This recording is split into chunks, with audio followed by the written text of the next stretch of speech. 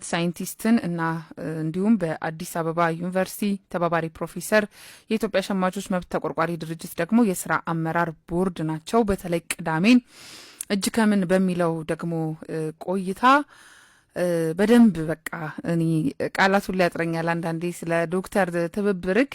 በቅድሚያ ግን ጤና ይስጥልኝ። አመሰግናለሁ ሰናይት።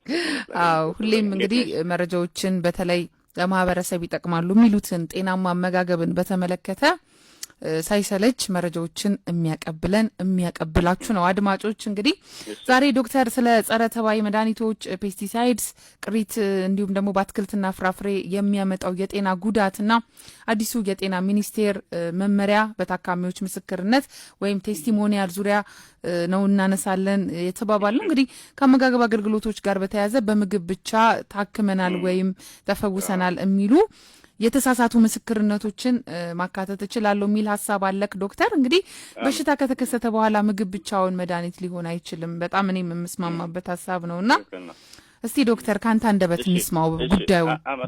እሺ አመሰግናለሁ ሰናይት። በመጀመሪያ ሁለት ነገር ማለት እፈልጋለሁ። ያው በአራዳ ሸማች ላይ ህብረተሰቡን ግንዛቤ ለመፍጠር እናንተም እኔም ጥረት እያደረግን ቀጥለናል። እውነት ነው። አሁን ደግሞ ትውልዱና ህዝቡ በሚፈልገው ልክ ለመጨመር ብዬ የምንድነው እውቀት ያለኝን እውቀት ለወጣቱ እንዲደርስ ነው ቲክቶክ ፕላትፎርም ላይ ኮንቴንት ክሬት ማድረግ ጀምሬያለሁና እሱንም ህብረተሰቡ እንዲያውቅ እናንተም እንድታውቁ ተደራሽነቱ እንዲኖረው ለማድረግ ጥረት እያደረኩ ነውና በአራዳ ሸማችም እንደ ሸማች ጥበቃ ባለስልጣን ያንንም ስራ እየሰራን ስለሆነ ህብረተሰቡ በጣም ጥያቄ ያለው በምግብ በደህንነቱ በጥራቱ ጤናው በጣም እያሳሰበው መጥቷልና ያንን መረጃ እንዲያገኝ ነው። ከዛ ውጭ ግን እኔም ይሁን የሸማች ጥበቃ ማህበራችን ሰብሳቢ ቁምላቸውንም ጨምሮ የአርሴናል ደጋፊ ነን። ስለዚህ ለአርሴናል ደጋፊዎች በተክላላ ኦነስትሊ ማለት ነው እንኳን ደስ አላችሁ ማለት እፈልጋለሁ። እንኳን አብሮ ደስ አለን። እውነቴን ነው የምልሽ። በዛው አንድ ነገር ጠቁማ። እሺ ጎሄድ ትላንትና አጋጣሚ ትምህርት ቤት መግባት ነበረብኝ ማታና ሊፍት ውስጥ ሆኜ ሶስት ሰዎች እየተጨቃጨቁ ስሰማ ያው የጋዜጠኛ ነገር ዝም አይልም አይደለ? ጆይን አደረኳቸውና እንዴት ነው ምንድን ነው እንደዚህ የሚያከራክራቸው ስላቸው አርሰናል ጎል አግብቶ በግን ረድ ተብሎ መዋጮ እየሰበሰበ ነው። መቼም ጥሬን እንዳላበዛ እንጂ ግድ የለም ደስታህን በቲክቶክ ላይም ተጋራለህ። ገብቶኛል። አበደ እንዳትይ እንጂ የቤተሰብ ፕሮግራም አዘጋጅቼ ያለው ለማለት ነው። ተጋብዘሻል። ይሄንን በማስመልከት ዶክተር አሻግሬ ሰው አበደ እንዳይለኝ እንጂ እኔም ጋርም ወይ ፍየል ወይ በሬ ይኖራልና እየተዘጋጀው ነው። ያ2 ዓመት ትግል ስለሆነ ግን እዚህ ጋር መስረዳት የምፈልገው አንዳንድ ሰዎች በዛ ይላሉ። ግን አርሴናል ለሰዎች ምሳሌ ነው። የጥናትም የድልም ስለሆነ ነው የያዝነው ብዬ ነው ማስበው። እኔ የጥናትም ነው አንድ ነገር በህይወት በመቆየት ይሳካል ብሎ የሚለውን ሜሴጅ ለወጣትም ለሁሉም ይነግራልና ትዕግስት ማድረግና በህይወት ምሳሌ ስለሆነ በዛ እንዲያዝ ለማድረግ ነው። በህይወታችን ብዙ ነገር ይገጥመናል። ሄዶ ግን 22ም 30 ዓመትም ፈጀ በሰራ ነው ልክ መልሱን ይሰጠዋል ብዬ አስባለሁ። እና ለሱ ሲምቦሊክ ነው ለማለት ነው። እና ለሁሉም ቁምላቸው ዋና ደጋፊ እንደሆነ አውቃለሁ። እንኳን ደስ አላችሁ ማለት ፈልጋለሁ። እሺ ወደ ዋና ጉዳይ ሲገባ ሁለት አጀንዳዎች አሉኝ። እንዳልሽው እንግዲህ አትክልትና ፍራፍሬ ብሉ እያልን ምግብ ሳይንቲስቶች በብዛት እንመክራለን። ለምንድን ነው አትክልትና ፍራፍሬ ብሉ ብለን የሚመከረው የሚለውን ታውቂዋለሽ ወይ? በብዛት ያው ሰው ስጋ ምናምን ሲበላ እባካችሁ አትክልትና ፍራፍሬ ጨምሩበት እንላለን። ለምንድን ነው አትክልትና ፍራፍሬ ሰዎች እንዲጠቀሙ የሚደገፈው? ትጠቀሚያለሽ ወይ? ምን ብለሽ ነው የምትበይው? እሺ እጠቀማለሁ ዶክተር፣ ግን መርጫቸው ነው። ያው ከኔ ከፍራፍሬ ለኔ ሪኮመንድ ማድረገው ራሴ ካየሁት እንትን ብዙ ጊዜ ዋተርሚለን እና ፓፓዬ ይስማሙኛል። አሁን ለምሳሌ አሁን ትንሽ ህመም ካለ ጨጓራ አካባቢ አናናስ አሁን በጣም በቃ ጠላቴ ነው እንደዚህ አይነት ነገሮችን እና ምንድነው አሁን ለምሳሌ ዋተር ሚሎንን እንደው በጥናት እናረጋግጠው እንጃ እንጂ ለፕሬሸር ቆንጆ ነው፣ ለጤና ውሃ እንደመጠጣት ነው ይሉናል። ፓፓዬ ደግሞ እንደዚሁ የሆነ ትንሽ ሌሎች ህመሞች ካሉ እሱን የማረጋጋት የማስተካከል ሰላማዊ ነገር ይሰጣል ብዬ ነው የምረዳው። ሙዝ ደግሞ እንዲሁ ለኢነርጂ እንደዚህ ያስፈልገናል እያልኩኝ አንዳንድ ነገሮችን እሞክራለሁ። ብርቱካንና አናናስ ላይ ነው ብዙም ፍቅሩ የሌለኝ። ነው ይሁን ምን ችግር የለውም። አትክልትና ፍራፍሬ ከተጠቀምሽ በቂ ነው። ግን ማንሳት የፈለግኩት ምክንያት እነዚህ አትክልትና ፍራፍሬዎች በሰውነታችን በጣም ብዙ ጥቅም ይሰጣሉ። ከሰውነታችን ካንሰር ሊያመጡ የሚችሉ ንጥረ ነገሮችን አውጥተውልን ከሰውነታችን እንዲወገዱና ለተለያየ በሽታ እንዳንገለጥ አትክልትና ፍራፍሬ ያው በሽታ ተከላካይ ነው የምንላቸው ካንሰርንም ጭምር ነው። ግን የራሳቸው ደህንነትና ጥራት ግን የካንሰር ምንጭ ቢሆኑ ብለሽ አስበሽ ታውቂያለሽ ወይ ማለት ነው? ብሉ እንላለን፣ ግን በተጨማሪ ፍራፍሬዎች ናቸው የካንሰር መንስኤዎች ምንጭ ሊሆኑ የሚችሉት። አትክልትና ፍራፍሬ አያይዝልሻለሁ። የዛሬው አጀንዳዬ እንግዲህ ጸረ አረም ጋር ለማውራት ፈልጌ ነው የመጣሁት ይህንን ጥያቄ ያነሳሁት። ስለዚህ አሜሪካ ውስጥ የሚገኝ ድሮስኮልስ የተባለ ስትሮበሪ እንጆሪ የሚሸጥ ካምፓኒ ካሊፎርኒያ ውስጥ ይገኛል። በቅርቡ በውስጡ የሚጨምረው ፔስቲሳይድ ተክሉን ለማሳደግ የሚጨምረው ፔስቲሳይድ ከመጠን በላይ ተገኝቶ ወደ 12 አይነት ቅሪቶች ተገኝተውበት አሜሪካ ጫጫታ ላይ ይገኛልና ይሄ ድርጅትም ደንግጧል። ይህንን መረጃ የሰጠው ደስ የሚልሽ የካሊፎርኒያ ውስጥ የሚገኝ የሸማች ጥበቃ ማህበር ነው። ልክ እንደኛ ማህበር ካሊፎርኒያ ውስጥ የሚገኝ ህብረተሰቡ ይሄ አምራች 40% የሚሆነው ካሊፎርኒያ ውስጥ የሚመረተውን ስትሮበሪ አምርቶ ለገበያ የሚያቀርብና በውስጡ 12 አይነት ፔስቲሳይድ ቅሪቶች ተገኝተዋል። መጠናቸውም ያው አይጠቀምም ሳይሆን የሚጠቀመው ግን ቅሪት ኖሮት ወደ ሰው የተላለፈ ነውና እንደምታውቂው ደግሞ እነዚህ የጸረ አረም ቅሪቶች ካንሰር ያመጣሉ። ማለት ስትሮበሪው አይደለም ወይ ብርቱካኑ አይደለም ወይ ሙዙ አይደለም ካንሰር የሚያመጣብን፣ ለካንሰር ብለን እየበላ ናቸው ካንሰር ይከላከሉልናል ብለን። አሁን ስትሮበሪ እንደምታውቂው ሀገራችን ውድ ነው። አንዱ ውድ የሆነበት ምክንያት ለእንደዚህ አይነት ካንሰር ለሆኑ በሽታዎች እንዳይመጡብን የምንከላከልበት መንገድ ነው። ሰውነታችን ውስጥ ያው ምግብ በምናቃጥልበት ጊዜ ካርቦን ዳይኦክሳይድ እና የተለያዩ ኬሚካሎች ፍሪ ራዲካል ስንላቸው ስለሚፈጠሩ እነዚህ ሴላችንን በመንካት ካንሰር እንዳይፈጠሩ ታጥበው እንዲወጡ እንደ ስትሮበሪ፣ ቅድም ያልሽው ብርቱካን፣ ፓፓያ፣ ዋተርሜሎን ተጠቅመን እንወጣ እናደርጋለን።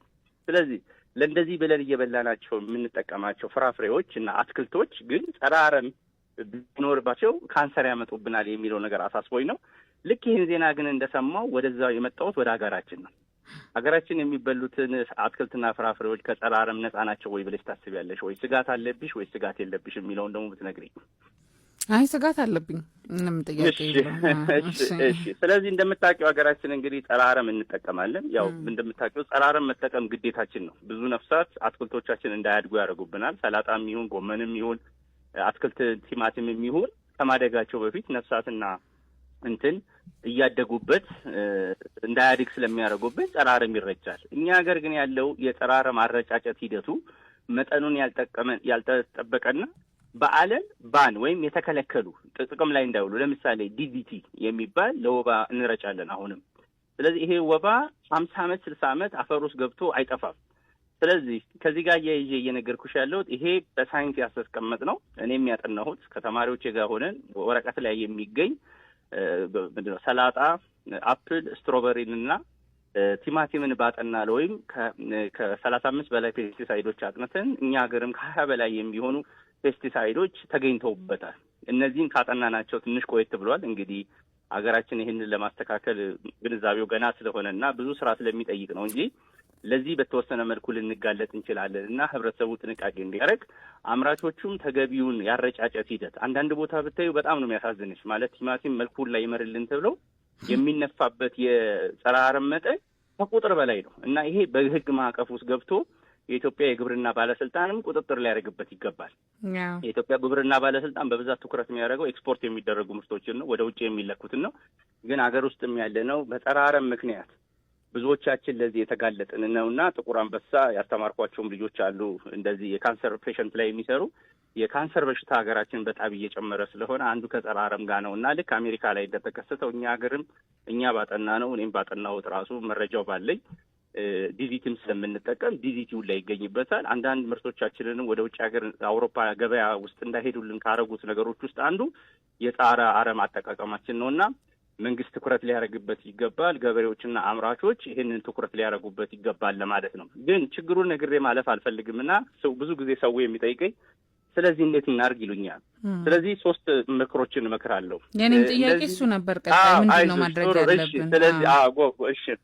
ስለዚህ የመጀመሪያው ከመብላታችሁ በፊት ሰላጣን ቲማቲምም ቢሆን በቻላችሁ በደንብ ጠቧቸው። ማጠብ ያስፈልጋል። እኛ ባጠና ነው እስከ 32 እስከ 40% በማጠብ ይቀንሳል ማለት ነው። የጸረ አረሙ ከላይ ስለሚነፋባቸው ውስጥ ያለውን በኋላ አመጣለሁ። ግን ከላይ ያለው ለምሳሌ አንዳንድ ሰዎች ጫትም ይቅሙ አሉ። ጸረ አረም የተነፋበት ጫት ወጣቱ ይቅማል። ያንን በመቃሙ ምክንያት ለተለያየ ጸረ አረሞች ይጋለጡልሃል። አንዳንድ ጎበዝ ቃሚዎች ልበል እንግዲህ አጥበው የሚጠቀሙ አሉ። ግን ቀጥታ የሚጠቀሙ ከሆነ ብዙ የጫት ተጠቃሚዎችም ካንሰርኛ ሀገር በሽታ እየያዛቸው ናቸው። ያጠናናቸው ነገሮች ባይኖሩም ባለው ምልክትና ስፋት ግን ካንሰር በመብዛቱ ምክንያት አንዱ ምክንያት ሊሆን ይችላል ብዬ አስባለሁና እባካችሁ በቻላችሁት አቅም ደጋግማችሁ በውሃ አጥባችሁ ለመጠቀም ሞክሩ ነው። ቀጥሎ መላጥ የሚችሉ ካሉ እንደ ቲማቲም እንደ ድንች ካሉ ልጣጩን ላጡት። ብዙውን ፔስቲሳይድ ወይ ቅርቱ የሚገኘው ቅርፊቱ ላይ ነው፣ ከውስጡ ይልቅ ማለቴ ነው። ስለዚህ በቻላችሁት አቅም መላጥ የምትችሏቸውን ነገሮች ልጣችሁ ለመብላት ሞክሩ ማለት ነው። ማንጎም ይሁን ብርቱካንም ይሁን አይደል፣ ያው ሙዙ እንኳን ስለሚላጥ ችግር የለውም። ፓፓያ ምንም ካለ ግን ከነ ልጣጩ አትጠቀሟቸው ለማለት ነውና ልጣጩን በማስወገዳችሁ የምትጠቀሙት እንትን ይጨምራል ማለቴ ነው። አንዳንድ ሀገር ላይ ቤኪንግ ሶዳ ያጥቡታል። ቤኪንግ ሶዳ ማለት እንደ እርሾ የሚመስል ነገር ኬሚካል ውስጥ ጨምረሽው ፔስቲሳይዱን እንዲያወጣልን እናደርጋለን። ከዛ ውጭ የምንመክረው ማብሰል ነው። በጥሬው ከመብላት ያው ፍራፍሬዎች ላይ ይበሉ ይችላሉ፣ ግን አትክልቶችን ስንበላ በተወሰነ መልኩ ማብሰሉ የተወሰኑትን ደግሞ ይሰባብርልናል። እንግዲህ ይሄ የተፈጠረውን ችግር በቤት ውስጥና በእኛ አቅም ለማስተካከል ነው። በህግ ግን ይሄ መስተካከል አለበት፣ ቁጥጥር መደረግ አለበት ማለቴ ነው። ከዛ ውጭ ግን ማሰባጠር አለባችሁ። ተመሳሳይ ምግብ አትብሉ። ቲማቲሙ ዛሬ ጸረ አረም ቢኖረውም ግን ሁሌ በየቀኑና በተመሳሳይ ጊዜ ተመላችሁት። እኔ ምግብ ሳይንቲስት ታውቂያለሽ፣ የምግብ ደህንነት ባለሙያ ነኝ። አንድ ኬሚካል አይደለም ችግር የሚያመጣው ድግግሞሹ ነው የሚያመጣው። ስለዚህ ጠላታችሁን እንድታሰባጥሩ እመክራለሁ። ጠላታችሁን ስል እንግዲህ ምግብ መድኃኒትም ነው፣ ጠላትም ሊሆንባችሁ ይችላልና በቻላታችሁት አቅም ዛሬ የበላችሁትን ከሌላ ምግብ ጋር እየቀያየራችሁ ከበላችሁ በሰውነታችሁ ላይ የሚመጣውን ድግግሞሽ ሊከላከል ይችላል። ከዛ ውጭ ግን ያው እግዚአብሔር የፈጠረልን ጉበትና ኩላሊት ስላለ እነሱ ያጣሩታል። ግን በስቶ እንደ ጉዳት እንዳያደርስብን ይሄን ጥንቃቄ ህብረተሰቡ እንዲያደርግ ለማድረግ ነው የመጀመሪያው አጀንዳ። በጣም ቆንጆ ሀሳብ ነው ዶክተር። ያው እንደው በደንብ ምን ማድረግ እንዳለብንም መጀመሪያ ደግሞ ጉዳቱንም ስለሆነ በደንብ አድርገህ ያነሳኸው በዚህ ጉዳይ ላይ ጥያቄ የለኝም። ሌላ ግን ያው ከገባም ስለቆየ ዶክተር በሌላም ጉዳይ ላይ ሆነ በዚሁ ላይ ማንሳት የምትፈልገው ማከል የምትፈልገው ነገር ካለ አመሰግናለሁ። ያው ሁለተኛው እንኳን ቅድም አንቺ የተናገርሽው ጤና ጥበቃ የጤና ተቋማት አገልግሎት ማስታወቂያ ህግ አውጥቷል። ይሄን ህግ በጣም ደጋፊ ነኝ። የሕክምና ማስታወቂያዎቻችን ትንሽ አስቸጋሪና ህብረተሰቡ በሕክምና ላይ እምነት እንዲያጣ ወይም እንዲያማርጥ እያደረገው ስለሆነ ይሄን እንዲስተካከል ህግ አውጥቷል። በጣም አድናቂው ነኝ። ከዚህ በፊትም በአራዳ ሸማች ላይ አንቺም ያቀረብሽው የስነ ምግብ ማማከር አገልግሎት ሙያ ይጠብቅ በትክክል ይሁን የሚል መግለጫ ሰጥቼ ነበር። እኔ ራሴ ጽፌበታለሁ በዚህ ጉዳይ ላይ። ከዚህ ያያየ ስለዚህ ካሁን በኋላ የመጀመሪያ ምርጫ የሁላችንም ሰው ምርጫ እያሉ እኛ ቤት እንደዚህ ተፈውሳችኋል የሚሉ አይነት ማስታወቂያዎች እንዲከለከሉ መንግስት መመሪያ አውርዷልና ይሄንን ስራውን ወደ መሬት ማውረድ ይገባል። ከዚህ ጋር ግን ያያየ የሚመለከተኝ የስነ ምግብ ማማከር ላይ የሚሰሩ ሰዎች ህብረተሰቡን ከሚገባው በላይ በመድኃኒት እንፈውሳችኋለን እናክማችኋለን የሚልና ሕክምናን እንዲተው መድኃኒታቸውን እንዲተው እያደረገ ስለሆነ በዚህ ህግ ላይ እንግዲህ በአራዳ ሸማች እንደ ሸማች ቦርድ ሰብሳቢነቴ ለጤና ጥበቃ ማቀረበው ይህንንም ትኩረት እንዲያደርግበት ማለቴ ነው። ህብረተሰቡ ከሕክምና ተገልሎ በምግብ ብቻ ድናለሁ ወደሚልና መድኃኒቴን ኢንሱሊን ጥቻለሁ፣ ኮሌስትሮል ጥቻለሁ፣ የሃይፐርቴንሽን መድኃኒቴን ጥያለሁ። አሁን ቲክቶክ ላይም ወይም ፌስቡክ ላይ ገብተሽ ብትገቢ ብዙ የስነ ምግብ አማካሪ ድርጅቶች የሰዎችን ምስክርነት እየተጠቀሙ ተፈውሻለሁ፣ በምግብ ድኛለሁ፣ እዚህ ቤት መጥቼ ስኳሬን ጥያለሁ፣ እንዲሆኛለሁ ይላሉና ይሄንን ማስታወቂያ በጣም ተገቢ አይደለምና ይሄ አዲስ ጤና ጥበቃ ያወጣው 1134 የሚለው እንደ ሸማች በጣም ያስደሰተን ነው። የሚያስደስተን ለምንድን ነው? ህብረተሰቡ በዚህ ልኩ መበዝበዝ የለበትም። ስለዚህ አሳሳች ማስታወቂያዎችንም ከጤናና ከስነ ምግብ ማማከር ጋር ተያይዘው ስርዓትና ገደብ ሊደረግበት ይገባል። ከዚህ በተጨማሪ ግን እንደዚህ ስራ የሚሰሩ ሰዎች በጠቅላላ በጤና ጥበቃ መሰረት ሊመዘገቡ ይገባል። የሙያ ፍቃድ ሊያገኙ ይገባል። አሁን ሀገራችን የተቸገርነው ማንም የምግብ ሳይንስ ሙያ ይኑረውም አይኑረውም ሱቅ ከፍቶ ወይም ማማከሪያ ድርጅት ከፍቶ ህብረተሰቡ ኑና ኔጋና በምግብ ላከማችሁ እያለ ብዙ ጉዳት እየደረሰ ነው። በምግብ ብቻ ሳይሆን በተለያዩ ቅመማ ቅመሞች ወይም ምንድነው ምግቦች የተለያየ ምክር የሚመክሩ ሰዎች አሉና ይሄ ኃይል ሊባል ይገባዋል። ከሙያቸው ውጪም ደግሞ እያማከሩ ያሉ አይደለም የስፖርት ሳይንስ ውስጥ ያሉ ወይም የተለያየ ፊልድ ውስጥ ሆነው ግን አማካሪ ሆነውና እኔ አሁን ራሴ አንዳንድ ሰው ይጠይቀኛል እንዴት ነው ዶክተር ወደ ሶሻል ሚዲያ ኮንቴንት ክሬተርነት የተቀየርከው? ቲክቶከር ሆንክ እንዴ ሲሉኝ ምን ላድርግ? ሌላው መካሪ የሆነ ሳይው ባለሙያው ተቀምጬ መምከር ስንችል ባለሙያ ያልሆነው ምክር ደግሞ መስጠት መጀመሩ ይሄንን ለመከላከል ነው የገባሁት እኔ ወደዚህ ሙያ። በልማድ ሆነ ጉዳዩ በልማድ እንግዲህ ሚሊየን ፎሎወር ያለው ሰው ተነስቶ የሆነ ምግብ ይዞ ይሄን ብሉ ብሎ ያስተዋውቃል። ሀገራችን ህግ የለም። ልጁ ሙያ የለውም በዚህ ጉዳይ ወይ ልጅቷ ሙያ የላትም። ግን ቲክቶኩንና ፌስቡኩን በጠቅላላ ብታገኝ እንትን መድኃኒት ግዙ ይሄን ብሉ እያሉ ማስታወቂያ ውስጥ ደርሰናልና ባለሙያዎችም ጥሪ ማቀርበው እባካችሁ እኛ ባለመነገራችን ሌላው መናገር የሌለበትና ሙያው ቦታውን እየያዘው ነውና ህብረተሰቡን ማገዝ ካለባችሁ እኔም ብቻ ሳይሆን ሁላችንም ወጥተን ሙያው የሚፈቅደውን ህብረተሰቡን ለማዳን እንግባበት ለማለት ነው። ለዛሬ ያለኝ ይሄ ነው። ለሰጣችሁኝ ይድል አመሰግናለሁ። ዶክተር በእውነት ትልቅ ሀሳብ ነው ያነሳህልን። ሁሌም ያው እንደተለመደው እንግዲህ ሰፋ ያለ ሀሳብና በጉዳዩ ላይ በደንብ ትኩረት እንድናደርግ የሚበጁንን በተለይ ደግሞ ከፍራፍሬ ጋር እንግዲህ ነፍሰ ጡሮች በጣም የሚጠቀሙት ነገር ነው እንደው በተለምዶ ተብሎ እንጂ ለሁላችንም በዋናነት የሚያስፈልገን ጉዳይ ለመሆኑ አያጠያይቅም። በሱ ጉዳይ ላይ ሰፋ ያለ ማብራሪያን ሰጥተናል። ዶክተር ከልብ አድርጌ አመሰግናለሁ። ዶክተር አሻግሬ ዘውዱ የምግብ ደህንነት ሳይንቲስት እንዲሁም በአዲስ አበባ ዩኒቨርሲቲ ተባባሪ ፕሮፌሰር የኢሸመተድ የስራ አመራር ቦርድ ሰብሳቢ። ብሩቀን ዶክተር የአርሰናሉንም እንግዲህ ኮንግራ ብያለሁ። አሜን። ለሁሉም ለሚያከብሩት ነገ እንግዲህ መልካም የድል ቀን ይሁንላችሁ፣ የዋንጫ ቀን ብያለሁ። መልካም ቀን። እሺ ብሩቀን። የተወደዳችሁ አድማጮቻችን እንግዲህ የነበረንን ቆይታ